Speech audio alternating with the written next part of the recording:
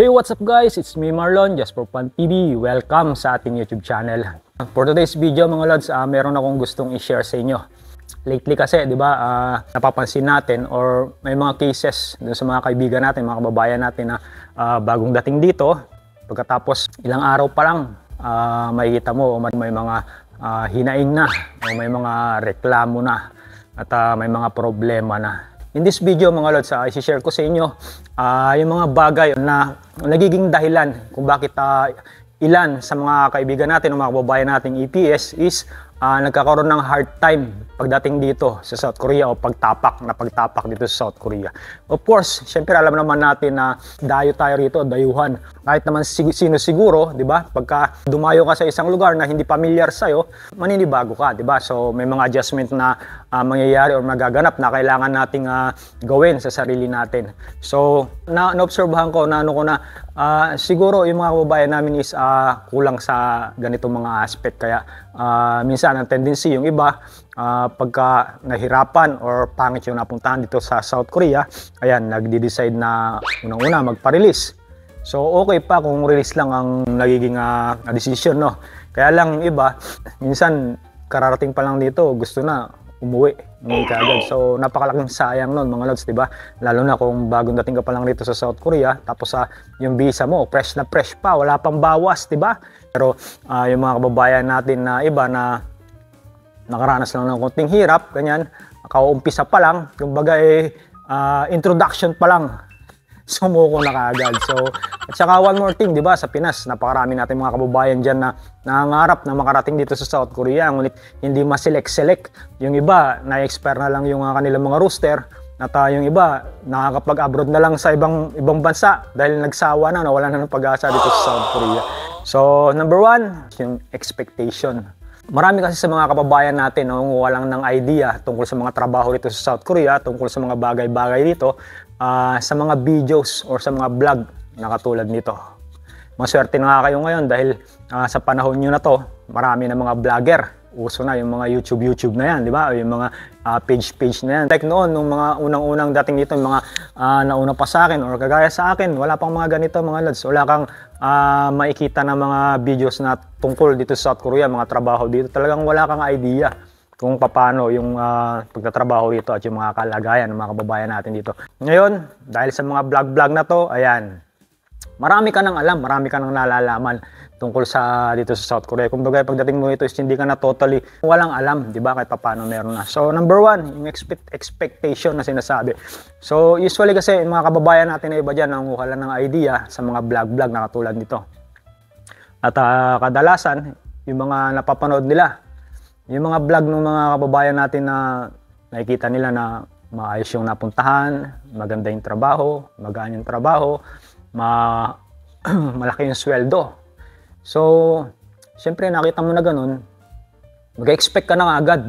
Expect mo na, pagdating ko ng Korea, ganun din yung magiging trabaho ko. Pagdating ko ng Korea, malaki din magiging sweldo ko. Pagdating ko ng Korea, magaan din magiging trabaho ko. Katulad niya, katulad nitong napapanood ko. So, dahil doon sa mga napanood natin, nagkaroon tayo ng idea sa isip natin na ganun pala sa Korea. Ayos na ayos, tiba-tiba, diba? Ganun lang kagdali ang trabaho. Kikita na ako ng 80,000+, 100,000 naman, ganun lang ang trabaho. So, nag-expect ka na kaagad na yun. Kaagad ang dadatnan mo.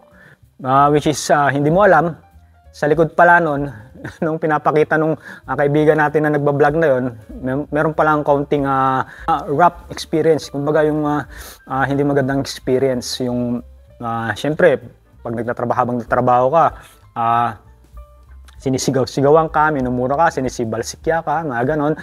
Siyempre, hindi mo actual na mabibidyohan yun, di ba? So, usually naman ng mga vlog, mga scripted nga, siyempre, ang ipapakita namin sa inyo, katulad nito sa akin, ito, yung free time natin, di ba? Pero yung actual na pagtatrabaho kanina, alba, may kasama akong Koreano na nag-ano kami dyan, bawal kang mag-video nun, papagalitan tayo. So, ang nakikita nyo lang, yung madali at yung maganda at yung masayang trabaho, di ba? So, na-expect agad natin na pagdating natin, yun din ang naano natin, madadatnan natin pagdating dito, which is mali.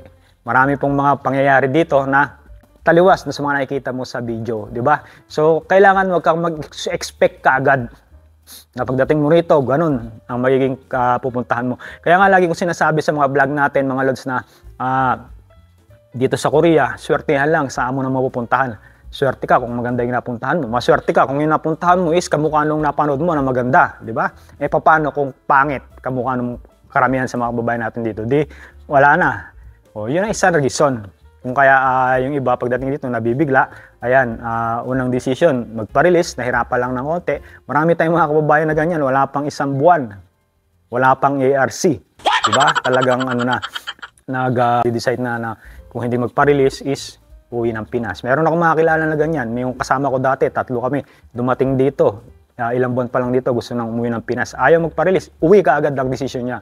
Pinigilan lang namin. Hanggang sa umabot siya ng 5 months, saka kapigil namin.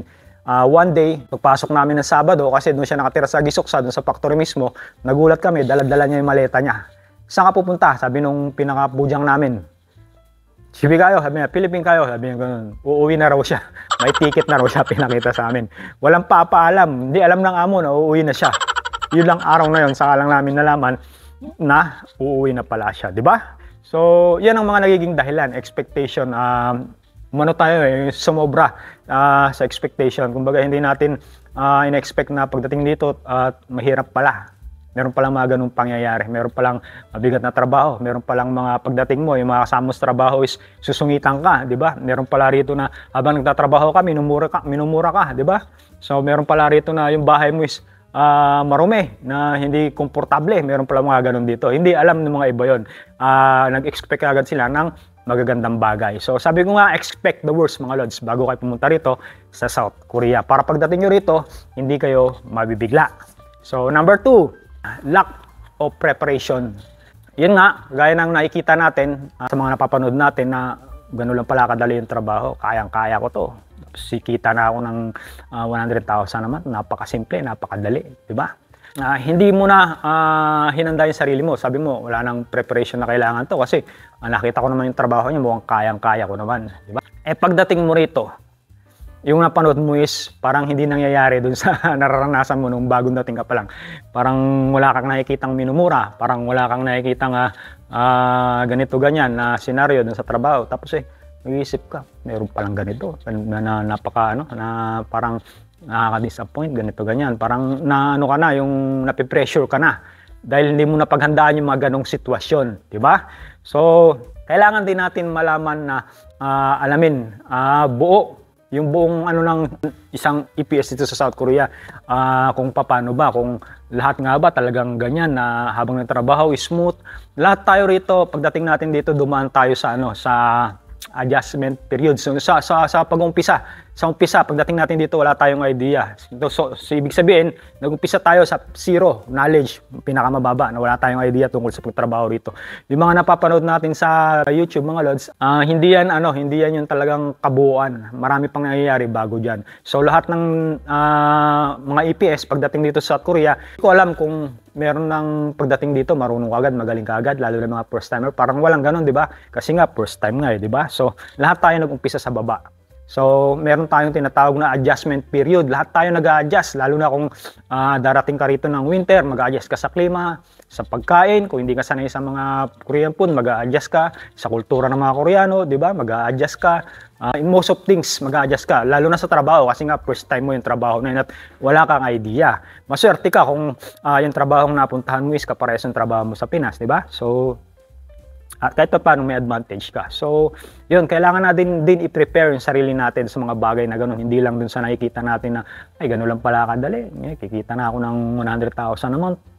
Wala, hindi na kailangan mag-prepare. Sabi mga ibang kaibigan natin dyan, dahil yung nakarang trabaho ko, buhatan, yung mga nanonood sa akin ng mga kababayan natin, yan, mega loud shoutout sa inyo lahat. Sabi nila, buhatan yung trabaho mo, Lods, baka pagdating ko dyan, ganyan din yung mapuntahan ko. Mag-gym na ako. Sabi nila. O, di ba? So, preparation yun, mga Lods, di ba? So, inahanda na yung katawan. Kasi kailangan, pag nandito ka, kondisyon ka lahat Katawan, isip, di ba? Lahat-lahat kailangan ihanda mo. So, yung mga ibang kababayan natin, kailangan daw, ihanda yung katawan. So, importante, mga Lods, yung isipan din, di ba? Katawan at isipan kasi yan yung pinaka-main natin yung pinaka-puhunan natin dito sa South Korea. So katawan, yung lakas natin gagamitin natin para magtrabaho rito, para kumita. Yung isip naman, yung tibay ng isip sa mga pressure para tumagal tayo rito sa South Korea. At ganun din kumita rin ng mas mahabang panahon, di ba? So lack of preparation yung iba.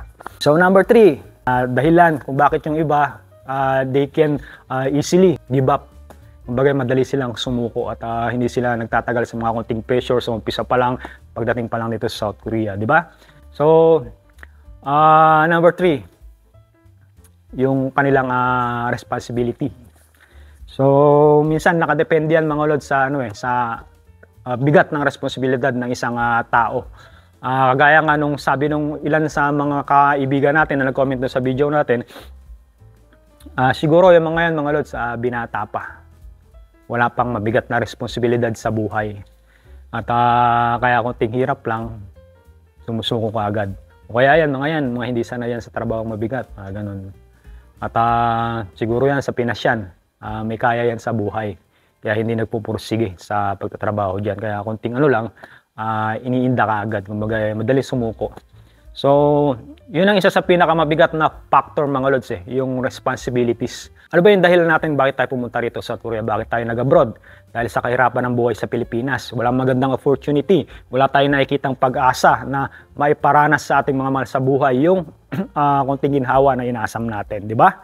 Bilang hakbang panlaban dun sa kahirapan na yun, napaplano tayong mag-abroad. So, syempre, sa bigat ng responsibilidad na meron ka, yun na nagtutulak sa'yo para mga ibang bansa. At pagdating mo rito sa ibang bansa sa abroad, yun din ang magiging fuel. O parang pinaka-motivation mo. Yun ang magtutulak sa'yo para lalong magsumikap at pagbutihin ang trabaho rito sa ibang bansa. Kahit na anong hirap ang datnan mo, kahit na anong sakit ang maranasan mo, at pagtitiis at sakripisyo, nakahanda ka dahil sa bigat na responsibilidad mo, di ba? Yung iba siguro, wala pang pamilya, ganyan, kaya hindi nagpupursige. Pero sa isang tao na katulad ko, na talagang maraming responsibilidad, may pamilya, may mga anak na pinapag-aral, di ba? So may mga kapatid ako na mas maliliit kasi panganay ako mga lods. Wala na akong tatay, kaya akong tumatayong tatay sa amin. So lahat takbuhan ako kung may problema ng mga kapatid ko, di ba? So wala namang ibang tutulong sa kanila, wala namang ibang sasagip sa kanila, kundi ako dahil ako ang panganay, di ba? So hindi naman natin pwedeng pabayaan. So yung responsibilidad, di ba? Yung bigat ng responsibilidad, yun yung isa sa mga dahilan kung bakit tayo nagiging matigas, nagiging consistent na sa paglaban o sa pagsusumikap, di ba? Kasi kung wala tayong masyadong responsibilidad, palagay mo magtsatsaga tayo na tiisin yung mga hirap dito, di ba? So, halimbawa, sarili mo lang, kaya ko namang hindi naman ganun kabigat yung ko, pwede akong sumubok na lang sa susunod, di ba?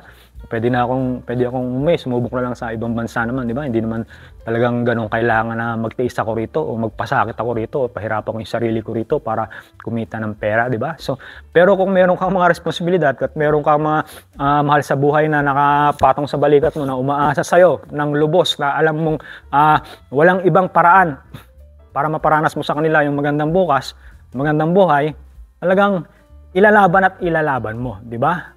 So kahit na anong mangyari, kahit na anong bigat ng trabaho na mapuntahan mo rito at kahit na anong halimbawa na hindi magandang environment sa trabaho, di ba talagang titiisin mo, di ba? Dahil sa mga responsibilidad. Di ba may mga ginagawa tayong bagay na minsan ayaw natin, di ba? Hindi natin gusto. Kaya lang, wala tayong choice. Kasi nga, maraming umaasa sa atin. May mga umaasa sa atin. Kaya hindi tayo pwedeng basta sumuko. Sabi nga nila, para kanino ka bumabangon, di ba? Para kanino ka nagsusumikap diyan sa ibang bansa, di ba? So, doon sa mga na yon, sa mga umaasa na yun sa iyo, para sa kanila. Kaya patuloy kang lumalaban, di ba? Dahil meron kang mga responsibilidad sa buhay. So, ganong kabigat mga ulad. Sabi nga nila, sa paggawa ng isang bagay, malalaman mo yung effort o yung pagsusumikap na gagawin ng isang tao, depende o base doon sa bigat ng kanyang dahilan. Your biggest why. Why? Bakit ka nag-abroad?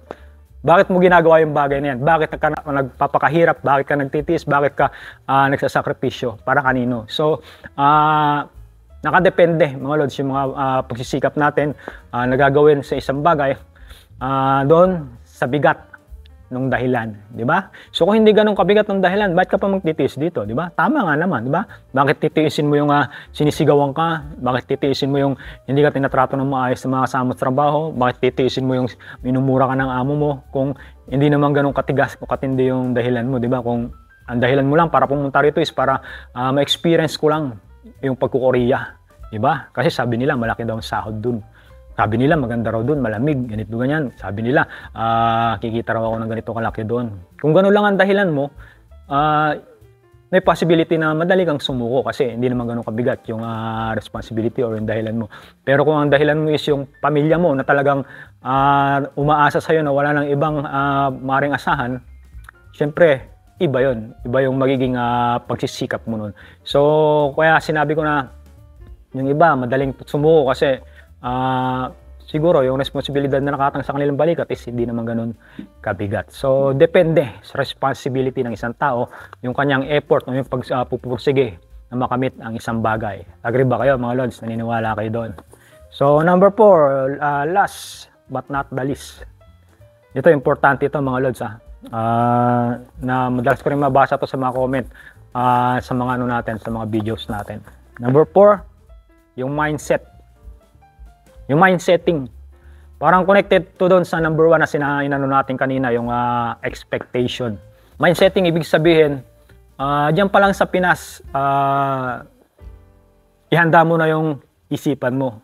Na dito sa South Korea, hindi pare-parehas ang naging kapalaran ng mga EPS. Palagi kong sinasabi yan sa mga vlog natin, mga lods, na dito sa South Korea, merong sinuswerte at merong hindi. Merong magandang napupuntahan, at merong hindi. So, sa Pinas pa lang, dapat aware ka na dyan. Kasi nga, napapanood mo nga, di ba? Nakikita mo nga, nakatulad sa mga vlog natin na meron palang mga ano doon, meron palang mga ganitong cases doon na mga pangyayari na minsan yung napupuntahang kumpanya, minsan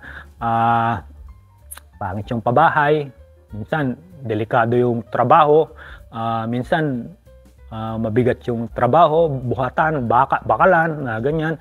So, kailangan yung mindsetting mo, yung utak mo, iset mo na kakayanin ko yan, kaya ko yan, paghahandaan ko yan.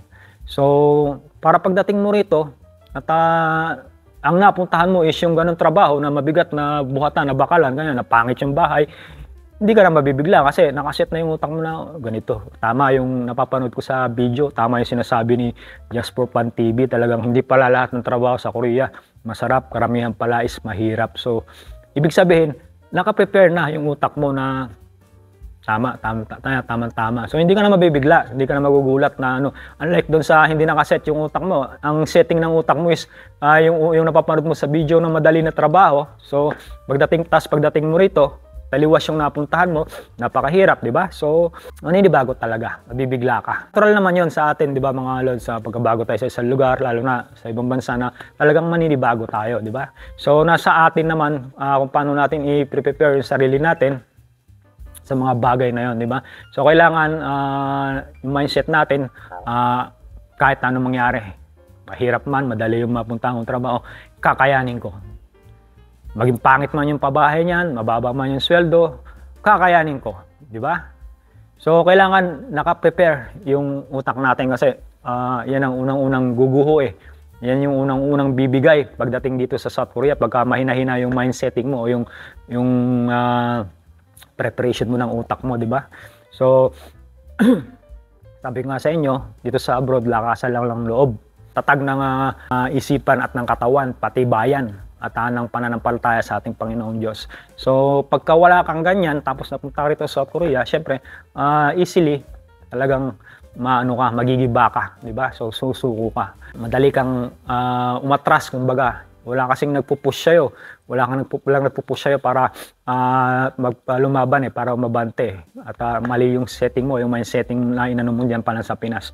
So, kaya palagi kong sinasabi na dyan pala sa Pinas, ihanda nyo na yung sarili nyo. Dahil talagang karamihan ng trabaho dito sa Korea is mahirap. Kaya nga, sabi nila, 4D, trabaho rito eh. Dirty, difficult, dangerous, and deadly. So ibig sabihin, hindi talaga basta-basta yung trabaho natin. 'Di ba? Sigurado alam niyo naman din na yung sabi nila na yung mga trabaho natin dito, yung mga trabahong inaayawan ng mga Koreano. So, huwag na kayong mag-expect na madali. Ayaw ba ng Koreano yung mga trabahong nakaupo lang, nagbibilang, pag ganyan, isin trabaho. Ayaw ba ng mga Koreano yun? Siyempre, yun ang gustong-gusto nila. So, yung mga mahirap, yan ang ayaw nila. So, yan ang binibigay nila sa atin.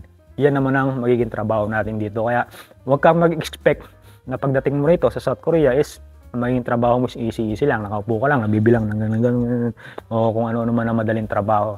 Bihira lang ang ganun dito mga lods. Kaya kailangan i-prepare nyo yung sarili nyo. Ihandaan nyo lahat.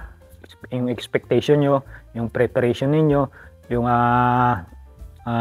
motivation ninyo, at yung mindset ninyo. Ihandaan nyo lahat na yung dadatnan nyo rito is hindi ganun kadali. At talagang hindi basta-basta. Para pagdating nyo rito, hindi kayo basta-basta susuko sa pangarap nyo at hindi kayo magigiba. Diba? So, yan, example natin yung kababayan natin na dumating nung 2 or 3 weeks ago, di ba? So, pangit yung kanyang napuntahan na company. Tapos yung mga kasama niya, hindi maganda yung welcome sa kanya. So, doon pa lang, medyo na-stress na siya. Yung hindi magandang pag-welcome sa kanya, medyo nag-alangan na siya, di ba? Tapos, hindi maganda yung pag-welcome sa kanya. Wala ngang gustong magpatuloy sa kanya o mag-share ng kwarto doon sa mga kasama yung mga kababayan din nating Pinoy, di ba? So, isang malaking ano na yun, disappointment na yun mga lods. Kung ikaw yung madadatan mo ganun sa company, talagang medyo mag-iisip ka na ay ba itong napuntahan ko? Bet ganito yung mga kababayan ko, di ba? So, lungkot ka agad, parang disappointed. Tapos, ganun na nga yung sitwasyon mo, tapos yung merong ang nag-alok sa'yo ng matutulugan, ng matutuluyan, kaya lang yung hihigaan mo, makikita mo, puro kulapo, puro mga amag, tapos sasapinan mo lang para makatulog ka. Komportable ba yun, di ba? So, pangalawang disappointment. Tapos, pagpasok mo sa trabaho, buhatan pala yung napuntahan mong trabaho, sumakit yung itlog mo, nagkalusdos ka, so, nagkapatong-patong na, di ba? Tapos, wala man lang nagka-counsel sa'yo, walang nagmo-motivate sa'yo, kababayan mo na, bro, ganyan talaga rito, notice ka lang. Ilang buwan lang naman yan. O kung talaga hindi mo gusto, di ba? Pwede ka naman magpa-release. Pero as of now, pagtiyagan mo muna. Ganyan talaga lahat dumadaan sa ganyang stage. Kasi mga baguhan. Kami lahat dumating. Yung mga ganun ba na counseling mga lods, malaking bagay yon sa mga kababayan natin na baguhan dito, sa mga nakakaranas ng mga disappointments, ganyan, o homesickness, di ba? Kasi nga, bagong dating, malaki yung adjustment yan mga lods. Talagang, yung mga baguhan talagang, pagtapak dito sa South Korea, nag-umpisa na yung pag-a-adjust niya sa sarili, di ba? So, yun, nagpatong-patong yung kanyang disappointments. Kaya ang naging desisyon niya, bandang huli, is umuwi na lang ng Pinas. Ilang araw pa lang yung visa niya, mga lods, katatapak pa lang rito, 1 linggo pa lang, di ba? So, sayang, napakalaki pa sana ng pagkakataon o panahon na pwede siyang kumita ng malaki, di ba? So, example ko rin yung isang kababayan natin na dumating nung March, wala pang 1 buwan, mga lods, dito. Nanghingi sa akin ng advice kasi nga, kabaguhan lang daw sila dito sa Korea, kararating lang. So wala pang 1 buwan, binabatak na raw sila masyado nung amo nila. Kumbaga sinasagad na sa OT araw-araw hanggang alas 12 sila natutulog mga lods, araw-araw yun. So sabi niya, kuya, talaga bang ganito rito? Sabi niya, kabago-bago lang namin. Sabi niya, araw-araw inuobliga kami na mag-overtime hanggang alas 12 ng hating gabi. Sabi niya ganyan. Parang hindi ko kakayanin to kuya, baka 1 buwan lang ako ito, sabi niya. Baka magpaparelease na ako, sabi ganun sa akin. So, nabigla siya, di ba? Hindi niya inaasahan yung ganun na pagkakataon dito. Hindi nakikita sa vlog yan, yung mga ganyan na trabaho pala rito is minsan sagaran, hindi nakikita yan. So, bihira lang naman din kasi yung ganyan mga lod. So, paano kung yun nga ang natsyempohan mo, di ba? So, hindi mo napapanood yan, hindi mo napaghandaan yan, hindi mo alam na meron pala mga ganyan dito, di ba? So, sabi ko sa kanya, pwede ka naman hindi mag-OT bro kung hindi mo kaya. Paalam pa lang na maayos, sabi mo hindi mo na kaya. At basta ang gawin mo lang, huwag kang magpabaya sa pagkain, doon ka na lang bumawi. Pangalawa, mag-vitamins ka kasi supplementation niya yung mag-ano ng magsusupport sa katawan mo, di ba? Yung vitamins. Pagkatapos, pagka oras ng pahinga, ipahinga mo, talagang pahinga. Huwag ka nang gumawa ng kung ano-ano pa. Ipahinga mo para makabawi yung katawan mo. Magtiyaga ka lang ng ilang buwan, bro ako, masasanay ka rin. At kung dumaan ng ilang buwan at hindi ka nasanay, at talagang ganun pa rin, so saka mag-decide na magpa-release. So as of now, kasi nga lahat tayo dumadaan sa adjustment, lalo na bago ka pa lang, obserbahan mo muna yung sarili mo at yung trabaho mo. Kasi siyempre sa una, sabi ko, bago tayo, hindi natin alam yung mga diskarte sa trabaho. So, mabigat para sa atin, lalo na pagbaguhan tayo. Pero pagka tumagal ng konti at natutunan natin yung diskarte sa trabaho, gumagaan ng trabaho kasi naiisip na natin yung mga paraan kung paano pagagana yung trabaho natin. At pangalawa, nasanay na tayo. So, yun ang advice na sinabi ko sa kanya. So, ayan mga lods, mga experience ng mga kaibigan natin, mga kababayan natin na baguhan dito sa South Korea. Talagang mahirap mga lods na hindi natin alam kung ano yung maaari nating datnan dito. Kaya nga dyan pala sa Pinas, kailangan i-prepare nyo na yung mga sarili ninyo. Huwag kayong mag-expect. Number one, huwag kayong mag-expect na madali ang mapupuntahan nyo rito. Kasi yung mga nakikita nyo, yung mga madadaling trabaho na napanood nyo sa video, hindi yan ganyan kadali. May hirap sa likod yan mga lods. Hindi yan ganun kasimple. Hindi dito ganun kadali kinikita yung 100,000 piso. Merong konting pagsapalaran dyan mga lods. Kaya yun ang dapat na i-expect nyo, na asahan ninyo.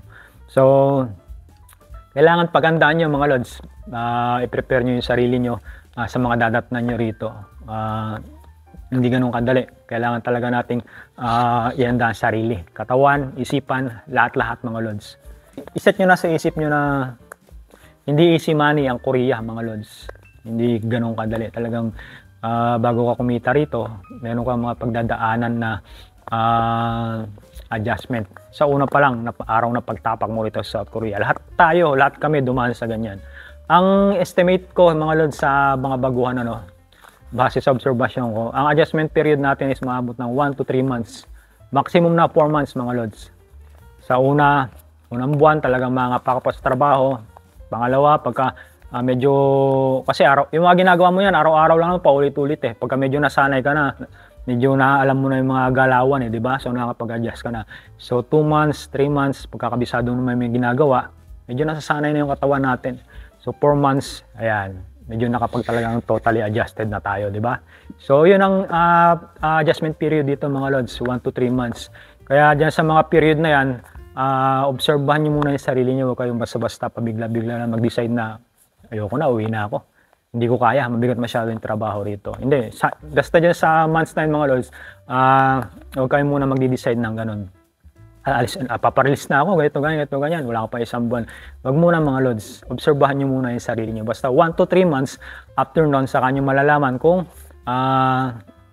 magiging para sa inyo talaga yung trabaho na yun. So kung talagang after 4 months, hindi para sa inyo, magparelease kayo, lumipat kayo. Pero wag kayong uuwi. Dahil sayang ang pinagpaguran ninyo, di ba? Yung pagkakataon na kumita kayo ng limpak-limpak na salapi rito, yung pagkakataon na mabigyan nyo ng magandang buhay, yung mga mahal sa buhay, di ba? So, napakalaking opportunity, napakalaking sayang kung babasa nyo na lang iti-take down dahil nahirapan kayo rito, dahil hindi maganda yung napunta nyo. Yan, uwi kayo ng Pinas. Sayang lahat, di ba? Ayan mga lods, may share ko sa inyo yung mga ilang aspect or mga bagay na nagiging dahilan bakit mga kababayan natin pagdating dito sa South Korea is nadi-disappoint kaagad, kumbaga nabibigla pagdating dito sa South Korea. Sabihin ko sa inyo mga lods, sa mga trabaho dito talaga mabigat. Hindi mostly ng mga trabaho dito hindi pa natin naranasan sa Pinas. Ako batak ako sa trabaho mga lods. Painante ako ng truck dati. 2 cargo truck. Tagpa 500 na sa ako na tag 50 kilos. 3 lang kami nagbababa. Isang taga-atang, isang taga-buhat, isang taga-kamada. Isipin mo yun, yung 50 kilos na yun. Ikakamada mo yun hanggang sa bubong. Diba? Kung 1,000 yun, sabi mo na salit-salit kayo, 300 na sa ako na tag 50 kilos. Idadaan mo sa andamyo, buhat-buhat mo sa ulo mo, diba? So, talagang kumbaga hindi na rin tayo iwan sa experience ko sa bigat ng trabaho. Kumbaga medyo kung tutuusin, medyo mabigat na rin trabaho natin. Nag-construction na rin ako, nag-factory worker na rin ako dyan sa Pinas. So ibig sabihin kahit papano, meron na tayong experience. Pero pagdating ko rito, ang napuntahan ko is tubugan, ayan, chemical, tapos buwatan pa. Sumuko rin ako kasi nga iba talaga ang trabaho rito sa South Korea. So, yan lang mga Lods, may share ko sa inyo ngayong araw. Hopefully kahit paano nakakuha kayo ng idea. Laban lang mga Lods. At soon, yung pinapangarap natin, makakamit natin, di ba? Hindi madali ang mga bagay rito sa South Korea, pero kung magtsatsaga tayo at tuloy na lalaban, di ba? Ma-overcome din natin yung mga experience na katulad yan, yung mga disappointment na yan, mga masamang experience dito sa South Korea, di ba? So laban lang, tuloy lang, ika nga, di ba? Kahit na anong hirap, lahat naman na may katapusan eh. So kung nahirapan ka sa unang buwan, pangalawang buwan, pangatlong buwan, pang-apat na buwan, sigurado mawawala na yan, di ba? So kung talagang nandun pa rin, di lipat na ibang kumpanya, di ganun lang kadali, di ba? So wala na lahat.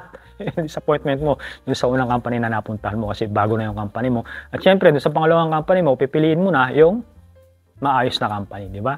So yan lang mga Lods, may share ko sa inyo ngayong araw. Hopefully sana nagkaroon kayo ng idea. So kung nagustuhan mo tong video na to, please hit yung like button natin diyan para naman iano tayo sa algorithm ni YouTube mga Lods para mai-recommend tayo sa ibang mga audience. Pagkatapos kung sa tingin mo na informative tong video natin na to, request ko or hinihiling ko na mag-subscribe ka para pag meron tayong mga bagong upload tungkol sa mga pagtatrabaho rito sa South Korea, sa tips, mga ganyan, idea, ma-notify ka, di ba? So, thank you for watching. Ingat-ingat. Sama kayo dako ng mundo na roon. And God bless sa inyo lahat. Fighting, mga Pinoy EPS!